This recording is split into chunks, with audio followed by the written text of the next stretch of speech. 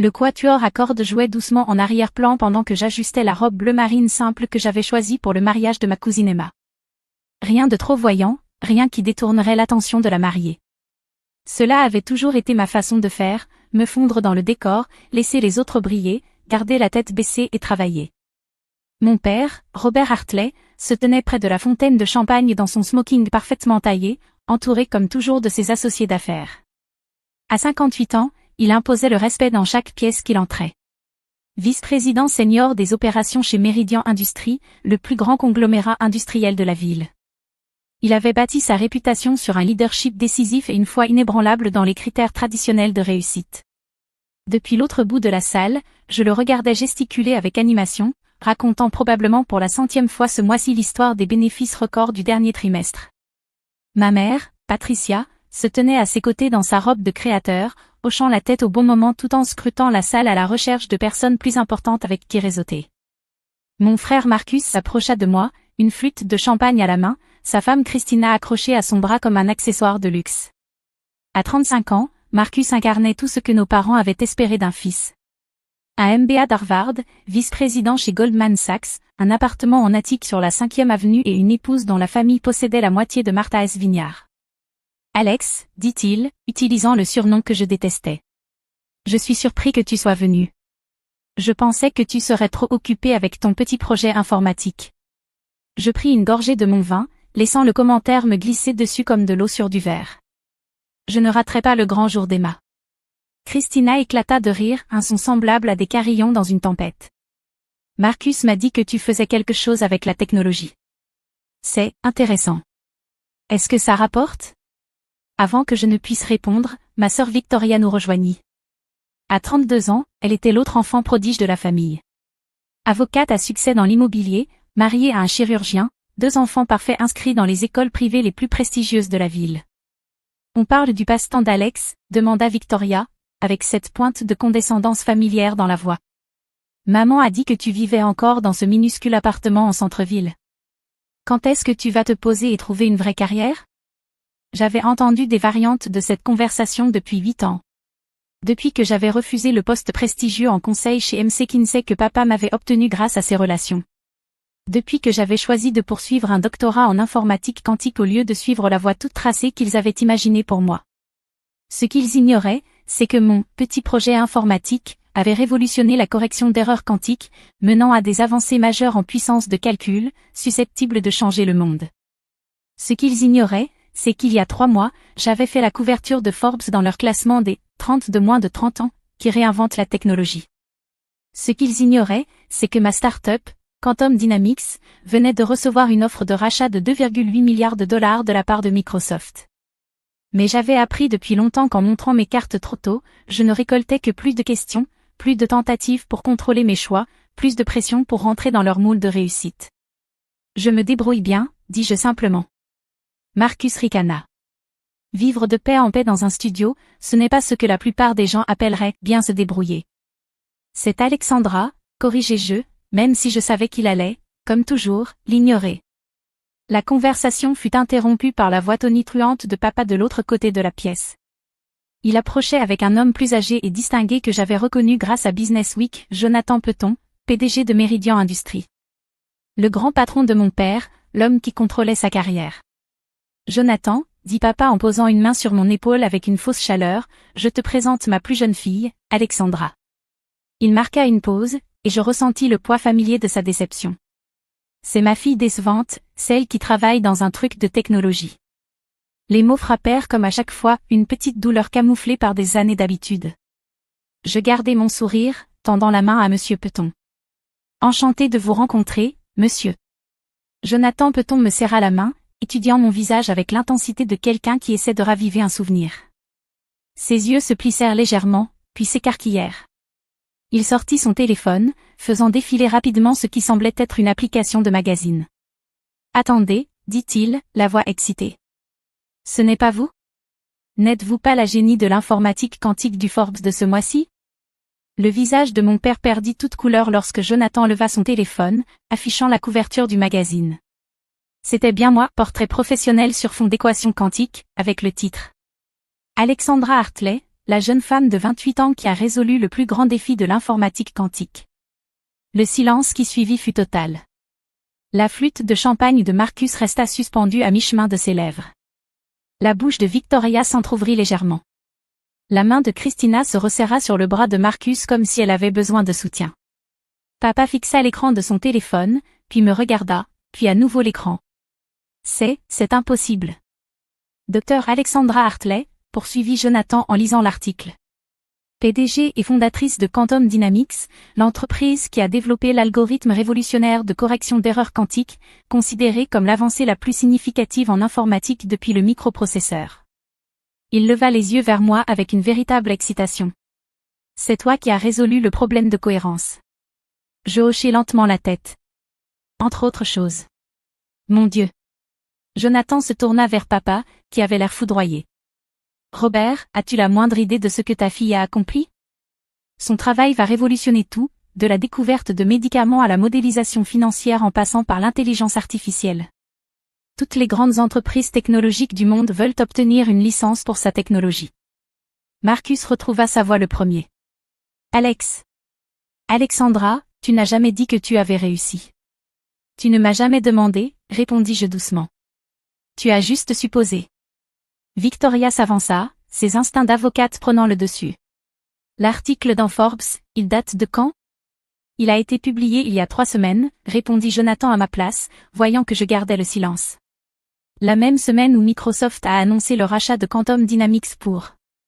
Il fit défiler l'article. Voilà, 2,8 milliards de dollars. Christina émit un petit bruit étouffé. Le visage de papa était passé du blanc au gris. Mais tu vis dans ce petit appartement, dit maman, apparaissant soudainement à côté de papa. Elle avait dû entendre le remue-ménage. Tu conduis cette vieille Honda. Je vis modestement par choix, répondis-je. L'appartement est en fait un penthouse, mais je préfère la simplicité. Et la Honda est fiable. Je n'ai pas besoin de prouver ma valeur par des possessions matérielles. Jonathan faisait encore défiler son téléphone. Écoutez ça, dit-il en lisant. Le travail révolutionnaire de la Dr Hartley a été mené dans un quasi-secret total, car elle préférait laisser sa recherche parler d'elle-même plutôt que de rechercher la publicité. Bien qu'elle ait reçu de nombreuses offres de grandes entreprises, elle a choisi de créer sa propre société, gardant le contrôle total de ses innovations et de leurs applications. Il leva les yeux vers papa, une lueur d'émerveillement dans le regard. Robert, ta fille est l'une des scientifiques les plus importantes de notre génération.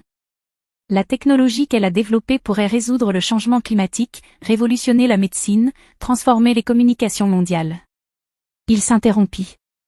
Et tu l'as présentée comme ta fille décevante. La question resta suspendue dans l'air comme une fumée autour de nous.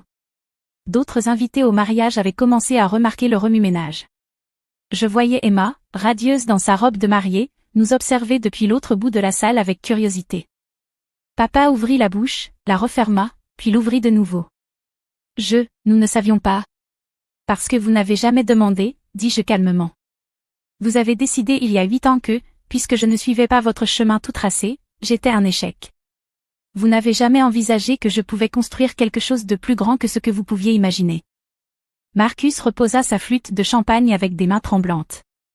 Le poste de consultante chez MC Kinsey, tu l'as refusé pour travailler là-dessus? Je l'ai refusé parce que j'avais des projets plus grands. Des projets qui nécessitaient la liberté de penser, d'expérimenter, d'échouer et de recommencer sans surveillance d'entreprise ni pression familiale. Victoria calculait quelque chose derrière ses yeux. L'acquisition, 2,8 milliards. Quelle est ta part dans l'entreprise? Je souris légèrement. J'ai conservé 73% des parts quand j'ai fait entrer des investisseurs il y a 2 ans. La valeur de ma participation est donc d'environ 2,04 milliards de dollars. Le chiffre les frappa comme un coup physique. Christina chancela littéralement. Marcus attrapa la chaise la plus proche pour se soutenir. 2 milliards, murmura papa. Tu vaux 2 milliards. Sur le papier, oui. La richesse n'a jamais été le but. Le but était de résoudre des problèmes importants, de repousser les limites de la connaissance humaine, de créer une technologie qui pourrait aider les gens. Jonathan, peut-on regarder papa avec une expression que je n'arrivais pas à définir. Robert, je dois te demander, qu'est-ce que ça fait de savoir que ta fille décevante est devenue l'une des plus jeunes milliardaires du pays? La question était pointue, volontaire. Je voyais papa digérer non seulement le choc de mon succès, mais aussi ses implications professionnelles. Jonathan Peton était son patron, et il venait de le voir rejeter et rabaisser publiquement quelqu'un qui était maintenant, sans doute, plus accompli que quiconque dans la pièce. Je suis fière, réussit à dire papa, mais les mots sonnaient creux. Vraiment, demandai-je doucement.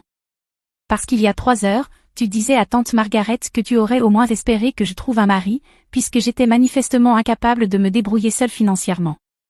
Papa tressaillit. Victoria semblait mortifiée. Marcus me regardait toujours comme si j'avais soudainement poussé une deuxième tête.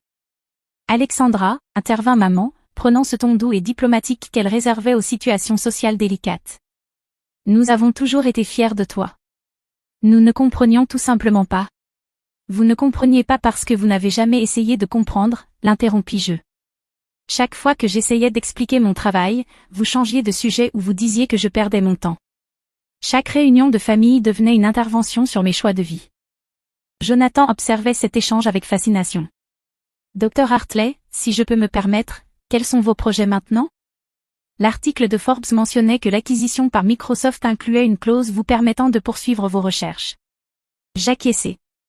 Je vais diriger la nouvelle division de recherche quantique de Microsoft. Nous travaillons sur des applications qui pourraient révolutionner des domaines allant de la cybersécurité au diagnostic médical. De plus, je crée une fondation pour offrir des bourses de recherche aux scientifiques issus de groupes sous-représentés. Extraordinaire, murmura Jonathan. Il se tourna vers papa. Robert, j'espère que vous réalisez à quel point votre fille est exceptionnelle. Son travail va changer le monde. La conversation fut interrompue par la voix de la coordinatrice du mariage, qui appelait tout le monde à se rassembler pour la découpe du gâteau. Alors que la foule se dirigeait vers la salle principale, Jonathan resta en arrière. Dr Hartley, dit-il, j'aimerais discuter de potentielles collaborations entre Quantum Dynamics et Meridian Industries. Nous cherchons toujours des moyens d'intégrer des technologies de pointe dans nos processus de fabrication. Je serais ravi d'explorer cette possibilité, répondis-je. Mais il faudra passer par l'équipe des partenariats de Microsoft une fois l'acquisition finalisée. Bien sûr. Voici ma carte. Il me tendit sa carte de visite, puis jeta un regard à papa. Robert, j'attends un compte-rendu complet de cette conversation à notre prochaine réunion du conseil. Je veux comprendre comment nous pouvons positionner Meridian pour tirer parti des avancées en informatique quantique. Lorsque Jonathan s'éloigna, ma famille resta figée dans un silence stupéfait. La réception continuait autour de nous, mais notre coin était devenu une bulle de traitement du choc. Finalement, Marcus prit la parole. Alexandra, pourquoi tu ne nous as rien dit? Est-ce que vous m'auriez cru? Demandai-je. Ou est-ce que vous auriez pensé que j'exagérais, comme ce Noël où j'ai tenté d'expliquer l'intrication quantique et que papa m'a dit d'arrêter de frimer? Victoria, fidèle à son tempérament d'avocate, pensait déjà stratégie. Les implications fiscales de cette acquisition, tu as une représentation juridique adaptée? Je faillis rire. J'ai une équipe d'avocats provenant de 3 cabinets différents qui gèrent les divers aspects de l'accord. Droit des brevets, structure d'entreprise, licence internationale, tout est couvert. Mais la famille doit aider la famille, dit maman faiblement. La famille doit soutenir la famille, corrigeai-je. Il y a une différence entre aider et soutenir. Vous vouliez m'aider en corrigeant ce que vous perceviez comme mes échecs. Moi, j'avais besoin de soutien pour poursuivre ce que je savais être possible. Papa était resté silencieux durant tout cet échange, mais il fit maintenant un pas en avant. Alexandra, nous avons fait des erreurs. J'ai fait des erreurs. Est-ce qu'on pourrait recommencer? J'observais son visage, y voyant pour la première fois depuis des années un véritable remords. Papa, je n'ai jamais voulu vous exclure. Je voulais simplement que vous ayez confiance en moi, que vous croyiez que je savais ce que je faisais, même si cela ne ressemblait pas à une réussite classique. L'appartement, la voiture, tu nous as laissé croire que tu avais des problèmes financiers. Je voulais laisser révéler vos vrais sentiments à propos de mes choix. Si vous n'avez été fier de moi qu'après avoir découvert que j'étais riche, qu'est-ce que cela dit de vos valeurs? La vérité de cette phrase resta suspendue entre nous. Maman semblait bouleversée. Marcus était encore en train d'assimiler l'ampleur de ma réussite. Alors qu'est-ce qu'on fait maintenant? Demanda Victoria. Maintenant, dis-je, on va regarder Emma couper son gâteau et célébrer son bonheur. Demain, j'ai une réunion avec Microsoft pour finaliser le calendrier de l'acquisition. La semaine prochaine, je donne une conférence à MIT sur la correction d'erreurs quantiques. Et le mois prochain, je témoigne devant le Congrès au sujet des implications sécuritaires de l'informatique quantique. Je fis une pause, les regardant un par un. Vous êtes les bienvenus dans cette vie, mais seulement si vous êtes capable d'accepter que ma définition de la réussite soit différente de la vôtre. La voix de Jonathan Peton résonna à travers la salle de réception alors qu'il s'adressait à d'autres chefs d'entreprise. Je captais des bribes de sa conversation. Technologie révolutionnaire, brillante jeune scientifique, un père fier, ça doit être. Papa l'entendit aussi. Ses épaules se redressèrent légèrement, et pour la première fois depuis des années, je vis dans ses yeux autre chose que de la déception quand il me regarda. Je veux comprendre, dit-il doucement. Ton travail, ta recherche. Je veux apprendre ce que tu as construit. Alors pose-moi des questions, répondis-je. De vraies questions, pas des suppositions sur ce que je devrais faire autrement. Marcus s'éclaircit la gorge. Ce truc de correction d'erreurs quantiques, tu pourrais me l'expliquer en termes qu'un gars de la finance comprendrait? Pour la première fois en 8 ans, mon frère me posait une question sur mon travail avec une réelle curiosité, au lieu de condescendance. C'était un début. Alors que nous marchions vers la réception principale, maman glissa son bras sous le mien. Alexandra, je dois te demander, es-tu heureuse? Vraiment heureuse? J'ai pris la question au sérieux. Oui, maman. Je suis exactement là où je veux être, en train de faire exactement ce que je suis censée faire. Alors je suis fière de toi, dit-elle, et pour la première fois, ça sonnait sincère. Le reste de la soirée passa dans un flou de félicitations de la part de proches qui semblaient soudain se souvenir de mon existence, de cartes de visite des collègues de mon père qui voulaient discuter d'opportunités, et de conversations profondes avec des membres de la famille qui commençaient enfin à me voir telle que j'étais vraiment. Mais le moment le plus marquant arriva vers la fin de la réception, quand papa me prit à part pendant une chanson calme. Je te dois des excuses, dit-il. Pas seulement pour ce soir, mais pour toutes ces années où je n'ai pas vu ce que j'avais sous les yeux.